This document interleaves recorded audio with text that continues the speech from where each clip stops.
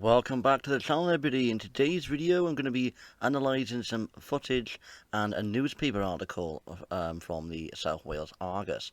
Now the reason why I'm providing this video is because it's Sunday the 28th of September and I had to do a lot of things in the house, everybody. I had to do things on my PC and things, and I did do some research just to see if there was any events I could go and attend and record. However, there wasn't any events as far as I'm aware. So I hope you're going to enjoy this little video, so sit back, relax and enjoy.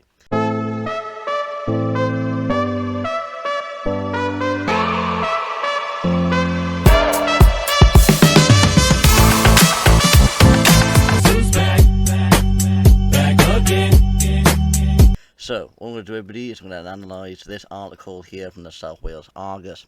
Now, I do feel that this needs the most important exposure because of just how vicious this attack is and why people shouldn't really feel like that in their own neighbourhood. So, as you can see by the title, Blackwood Nan attacked by charity worker who threw coke on her. So, there was already an assault. However, that turned even more vicious than just throwing a harmful can of tin, a pop, even though that shouldn't be acceptable anyway. So, we're just going to go further into the article. So, a grandmother in her 80s who was attacked by a driver she believes worked for a charity, has spoken about the frightening ordeal. So 82-year-old Julia Jones from Blackwood was kicked with steel-toe cap boots and had a can of Coca-Cola thrown at her. So this charity worker thought it was acceptable, really, not only to throw a can of soda at her, but also to use steel-toe cap boots, which comes incredibly tight. I think they're the most tightest shoe wear you could ever wear. And knowing that her victim was an elderly person, I think that's just sickening beyond belief. I really do think that how can she have that on her conscience is anyone's guess. It really is vicious, and I just don't understand how she can sleep at night, even though that she done that. So her family claimed the attack was so bad she's been left with a blood clot on her leg. So potentially, everybody, that could be attempted murder in a sense, because a blood clot at 75, you don't know what damage that could do. You know, if your blood's thinning already because you're of an elderly nature, you know, any sort of repercussions can happen from that, and it would be down to this person who thought it was acceptable to attack this person. I just think there's just no room for her in this humanity. I really don't think there is. Julia, who lives on Victoria Road, said the attack was triggered after she repeatedly asked the driver not to park outside her home. So there was just a minor interaction there, just to politely say that, and the reasoning that she gave as well. I think that's, you know, that any normal person would go, okay, thanks for explaining that to us, and we'll, you know, move it as soon as we've done this or this, that, and the other, you know, or, you know, we'll take like 2 or 3 minutes. But not on this occasion, as you can see there. So that's the victim that the driver targeted. Really is awful though to read this. But speaking about ordeal, Julia said, I went out to get my bins and she's tipped a can of Coke over me, so I went to go back inside, and that's when she kicked me into my leg and I fell up against the wall. So I just think to go to that lowest of the low to do that is just explains more of the person. Like it's a violent thuggery, isn't it? I mean, it's thuggery at the end of the day. I shouted for a carer next door, but she couldn't hear me, so I called for my husband, and he came running out and said, what have you done? He was berserk, and she was just laughing and the swearing. So you could categorically tell then, because of that outburst that she's doing there, that she's not an adult in nature. You know, I really think she might be a teenager driving this van, and to even have the name of working for a charity close to an army is just, it's just, you know, it is shocking, isn't it? I mean, if you work for an army or an army service, you don't attack the elders, and you certainly don't use violence against them. You know, I mean, I just think it's shameful for the actual charity that they're actually working for. I think that that their reputation is going to go down quite dramatically because of this incident, and I think as well the exposure that it needs. I do think it needs to be on mainstream TV, because, you know, if it was anything else, like another charity, they would get the exposure for it. If it's just this little incident here, it's just strictly low-key on the newspapers. So, yeah, it shouldn't be acceptable. The violence used is totally uncalled for. and she even, used swearing words like that, and told me to, and all things like that. So it's just inappropriate, and it's just vile behaviour. So Julia Legg is covered in bruises, which doctors at Ystad Fowl said were caused by blood clot directly resulting from the attack. Julia said it's painful to sleep on my left side, so I'm putting cushions underneath it, and they said to have my leg up all the time to have blood flow into it. So that's Julia's bruised leg after the attack. That's just really awful, everybody. Just look at that for a second and think that could be one of your elders being visually assaulted, just by being asked politely just to move your vehicle. You cannot for 1 second think that's condonable in any way, shape or form. So it goes on here. So Julia has been left shaken up and doesn't leave her home anymore. She's even told her husband she wants to move house. So that's how frightened that this charity worker made this elderly person feel. I'm just speechless, everybody. It's really speechless to have this in Blackwood in the South Wales. You couldn't make this up. So I'm frightened to death. I won't go out, and I close my blinds all the time. I used to be one of these things. I would go out and about. I like going shopping, but I won't go out now. It's terrible. I'd rather sell our house and go away from here. And so I told my husband I don't want to stay here, and I lived here for 50 odd years. So as you can see there, the definition there of girl, so that's teenager, like I said earlier in this analysis, because there's no adult behaviour would do that. No adult on this earth would find that acceptable use of force, of violence. It's just no place in the community, I'm afraid. And to do that from a charity perspective, or wear the charity badge and be a volunteer, I think they need to be outed. I do feel, because of this incident, there should be a backlash. Like, don't donate your clothing to this charity worker of some kind, and protest and email, and and make some action come about it. Because from the South Asian Army, they've not really said anything much about this incident, and I will go further into the article. So as you can see there, so that's Laura Smith there. So Julia's daughter, Laura Smith, 58, said, I'm absolutely livid. We want this girl arrested and charged. So even that is also criminal, because it's the amount of, so it's probably GBH there, so grievous bodily harm, because you've caused that person to have blood clot on their leg, and that could also be fatal.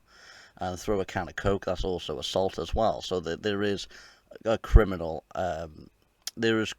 criminal acts committed there.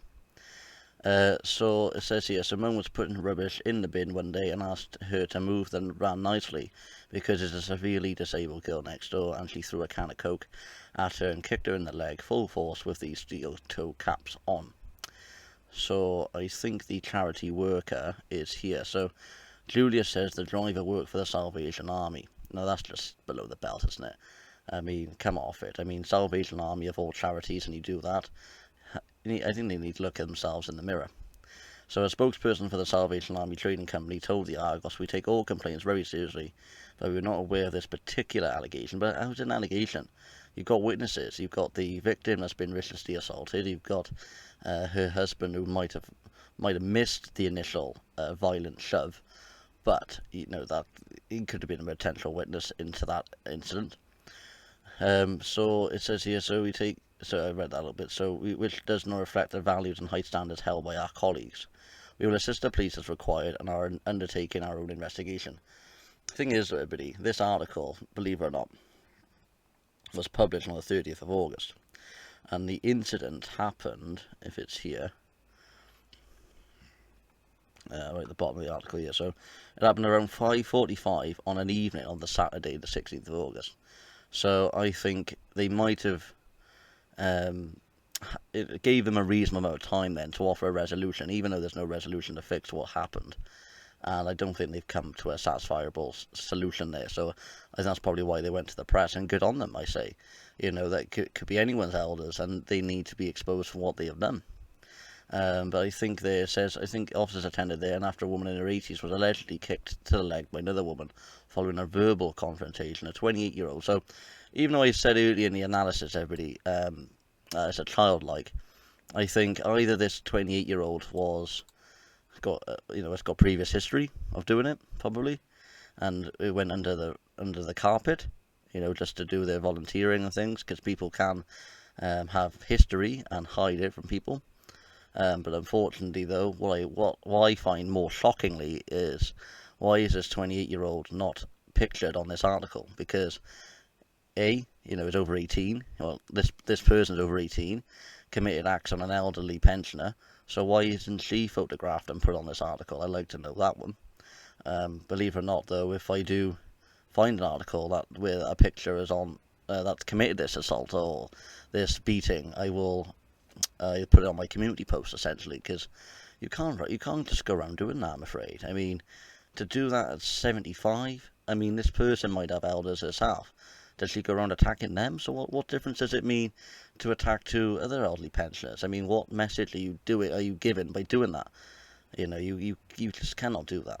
It's just, nobody will ever can forgive for this violent thuggery behaviour.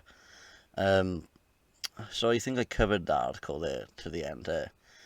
But yeah, so I think it was so here we go. So this is the most important bit I missed out. So accepted responsibility for the assault. So she did. So she accepted responsibility. A community resolution was issued. So what that means is it goes on the record for 12 months. And if it happened again, potentially a criminal conviction will be followed. But how can you just say sorry and just leave it as that? Like, seriously. I mean, maybe that might be the only option, or the police bullied the family that reported it to accept it anyway. I just think they should have been arrested immediately, held to a prosecution, held to account. Because if it was any of my family that was viciously assaulted like this, I wouldn't just take a sorry. If it was evidence, and it was high evidence that was gathered to prove that this woman did it out the blue, then yeah, I think the prosecution would be all on the way for me. Because you just cannot do that. You can sort out your disagreements in means of another way, and not to viciously attack the victim. It's sickening. But yeah, that's the article I wanted to cover firstly, everybody, because I do think that's the most shocking one I've seen at the moment. But it's shocking, it's vicious, and it's just ugly behaviour. So the next one I wanted to review, everybody, or analyse, is the one that is in the news this week. And it says here, film me all you want, teenage girls with no fear of police torment one high street. So Mohammed says it feels like the teens targeting his phone shop are above the law. So the teenager's sense of invisibility is clear. The police are never ever going to help you. So what I want to touch on about this article is the ongoing antisocial behaviour that's rocketing in the UK at the moment. And I do think it's going to get worse before it's going to go better, because people being brought up now in this day and age have got all the iPhones, all the luxuries, all the social media sites that they can get connected on, and it do come then with tormenting people with that social media access. And what I mean by that is just going out your own way, really, to target high street retailers who are just doing a normal job just to make ends meet, and just use it as a form of cheap entertainment. And what I mean by that is that they've probably taken the law in their own hands, knowing that no law can prosecute, or will just issue a little communication, a little warning, and let them be on their way, essentially. So there's no criminal action like where you be on a prosecution or got a criminal record or things like that, because they know what to do to antagonise, but also make the lives of them and of where they antagonise in hell, essentially. So what I mean by that is are they going out their way to do it deliberately, and knowing that full well that they're laughing at the person they're doing it to, because there's nothing that can happen to them. So it's like, there's a little word I want to describe it as, everybody, but it's like picking a little flaw in the law, like a little claw. So what I mean is that they've got all the powers and they've got none, essentially. So picking that little point out, in the criminal legislation, if you know what I mean. There's a specific word, I just can't think of it at the moment. So I'm just going to read this article. So she's refusing to leave shop, caught at the centre of a prolonged campaign of antisocial behaviour, windows smashed, which is also criminal damage as well, items stolen, which is theft, fire started, which is also concerning, and staff threatened and attacked. So Mohammed, owner of the mobile phone shop in Shirley near Southampton, is filming her on his mobile phone, and his juvenile bravado means carry on, I don't care sort of thing, is in full flow. Touch me and I'll get you done for assault. So they know what to do to antagonise, to inflame a situation, for them to get a reaction, and then for them to prosecute because they're a minor. Let's just go down there. So it's getting worse day by day. Muhammad later tells us from behind his tail his voice cracks, clearly worn down by months of abuse. But a reminder, if you log it all the time, something's got to be done. I mean, if you log constant complaints, the police have to do something at some point, because they can't just let it escalate and no police action taken. It's got to be like frequent patrolling or things like that, So including, he says, a threat by a teenager to kill him. I've never had this kind of experience in my life before. We're feeling so helpless. Sorry, but it went down a little bit too far then. So, one and other shopkeepers have experienced over recent months countered the challenge antisocial behaviour posed to police, councils and communities at a time when the government has said tackling it is a key priority. So 3 doors down on the same high street, and Nina, to apologise for pronouncing that wrong, is also feeling under siege. It's ridiculous that it's just a couple of teenagers causing this mayhem, and they know they can get away with it. And to be fair, they do deserve the publicity, because if it's causing that much mayhem, then you've got to get that exposure out there. But it might also encourage them to continue doing it, because that's what they probably do. They do this sort of thing to try and get into the news, and people do that. When I eventually encounter the gang, I'm faced with a 14-year-old girl in pink leggings and Crocs. I'm not claiming to be innocent, because I'm not. She tells us I've threatened people and I've hit people. So technically, that you lose your moral high ground there if you're doing that, because it's all about the education when it comes to the minors. But if you already tried to do that and it failed, still, I don't agree with the violence there, to be honest. But if you've done something wrong, hold your hands up, and that lady did. So respect to her for doing that. The second you get into a bit of trouble with the police, you fall into the deep and you can't get out, and that is true. She says an injury forced her to give up sport, and that behaviour badly offers an alternative energy release. I found that I gave the same adrenaline boost from being in trouble with the police, from being missing and stuff. But there's a little remorse. I regret what I do, but I don't say sorry, she says to cheers from the rest of the gang. I regret what I do, but I don't say sorry, she refuses. She says to cheers from the rest of the gang. I'm not really getting what that means, everybody, but I think she might have said to them that she's sorry and something, and maybe cheered and laughed at her for doing that, potentially. I think that's what it means there. She seems bright but deeply troubled. She admits drinking, she's smoking. While we were talking, Mohammed has already told us he had experienced racist abuse, something that the girl firmly denies being involved in. Like I said, the camera never lies to it. If you've got evidence, stack it up, because what it can be is it can also be used in prosecution. So if you've got an option to record evidence, don't let that opportunity slip. So one of her friends chimes in. I know we're doing this is wrong, but we had teenage kids. We're going to have a bit of fun. She tells us, I'm sorry for most of the people we have damaged, but I have no sympathy. It's just one way of taking my anger out. So yeah, I think the escalation is inflamed everybody, or inflaming, or just putting more fire to the flames, if you know what I mean. So responding to this BBC report, Prime Minister Keir Starmer said, "Let me be really clear, what we're seeing in Southampton is completely unacceptable. That shouldn't be happening in any community." So it's unusual to see the Prime Minister responding to this article. Normally, you don't get any Prime Ministers responding to this as such, unless you've got the local MPs in that community. So they reckon they are going to see the full force of the law, but generally, I think the powers of the police is very loose.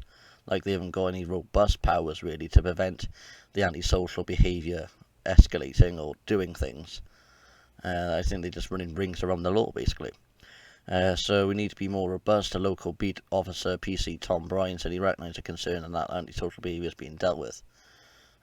Such incidents to keep young people away from the criminal justice system are deep-rooted in policing, perhaps in the hope antisocial behaviour fizzles out. However, the problem has gone worse over the long hot summer of 2025.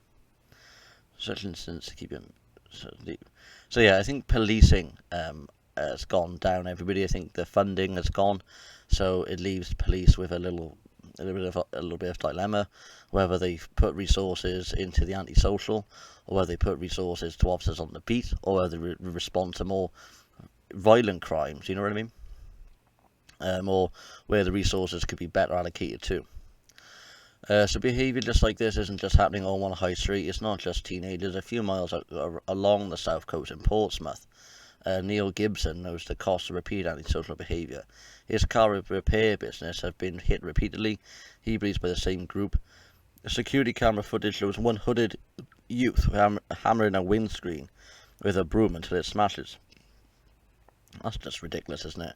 I mean, if you're bored, that's one thing, but you don't really attack a car sales business who's trying to earn a living by selling cars and just trying to, just trying to ruin his business. I just think that's just disgraceful. Neil spent some evenings remotely checking the security cameras from home. I did phone the police and say, look, if you send someone now, you'll catch them. Perfect situation. I'm afraid they weren't interested, and it comes down to resources. If it's not immediate crime like burglary or things like that, but then again, the crime was an accident, so why didn't they send police resources there? It doesn't make any sense why they missed an opportunity to do that. In Newbury Fratton, a former industrial part of Portsmouth, now largely residential, we see what the police are up against. So patrolling the cemetery one evening, which is odd. I mean, patrolling a cemetery? I suppose you can get antisocial behaviour there. You can get them attacking gravestones, which I just think is next level disgraceful behaviour, by the way. PC Chris Middleton attempts to stop a young man zipping down a footpath on an electric scooter, but the mask feature simply ignores the constable and speeds off, and that's what they do. You know, the minute they're going to get confronted, the minute they rings around the police, and the minute that it's almost as if we can run but you can't catch me, sort of thing. We asked PC Middleton if he sees why some people believe the police are powerless, and said, yeah, it's because there's no respect there. You know, they know what to do to trigger frustration from the police, to trigger frustration from whoever they're targeting, because they know nothing can really be done. And till they're 18, when they want to apply for jobs, that's when their previous behaviour will come to haunt them. So I regret all of this. So someone whose roles involves working alongside the wider criminal justice system is Donna Jones, Hampshire Police and Crime Commissioner. I'm just going to I'm not going to read the entire article, everybody, because the video is pretty much long as it is now, but I will summarise at the bottom here. So, there has been an arrest according to the CPS. A teenager has been charged with 21 offences, spanning 3 cases, including assault, theft, arson, criminal damage, breaching a dispersal order, and racially aggravated harassment. The teenager appeared at Southampton Youth Court last week and is due to appear next month. So after months of persistent antisocial behaviour, the situation in Shirley has calmed down in recent weeks. But, you know, that's the article, isn't it, Billy? I mean, you've got to be there in Shirley to see that improvement. And if you're not in that community, if you're not in that area, it's just the outside looking in. Is it really died down? I mean, are you sure? Can you double check? You know what I mean? And it just maybe puts people off then. I mean, if you know that's going to happen in Shirley, people might want to visit Shirley and be put off now because of that problematic problem within the town. Responding to the BBC, Policing Minister Sarah Jones said for far too long, people have not seen police patrolling their streets, and it comes down to funding. You know, since 2010, where the government has scrapped or cut most of the funding for the frontline services, it's going to have a knock-on effect now for the future generations, the future decades. And I don't think for one second that that's going to be an overnight fix. You know, you need to get police recruited. You need to make sure that they want to stay in those jobs and not quit, because there's also increased violence on police. And do you really think new recruits would want that as a job? They would want more, I wouldn't say more relaxed jobs, but more jobs where they can come home without being battered and bruised and spat at and verbally assaulted, you know. Pledging 3,000 more neighbourhood police on the beat by March 2026. She said we are sending a clear message that crime will be punished. But like I said, you can say that on paper, but you've got to have the money, you've got to have the resources, you've got to have the people to do it for you. I mean, it's no point saying on one hand, yes, crack down on this behaviour, where on the one hand, no, we can't, we're struggling as it is. You know, you've got to make the ends meet. If you want that to happen, you've got to provide the resources, you've got to provide what it takes to get that done. So Hampshire Police told us it has endeavoured to respond to many reports as possible of antisocial behaviour at Shirley High Street, but had to ensure this was balanced against the increased emergency calls over the summer months. Away from the mayhem, we did find some positive news. So I think the article ends around about there then. So yeah, I'm gobsmacked, everybody, but I can't say I'm surprised though. And the reason why I say this is because this was going to happen. I mean, we could all predict that years down the line, when funding is getting more pressured to handle more important calls, that these people causing this mayhem will have no action because police are stretched out.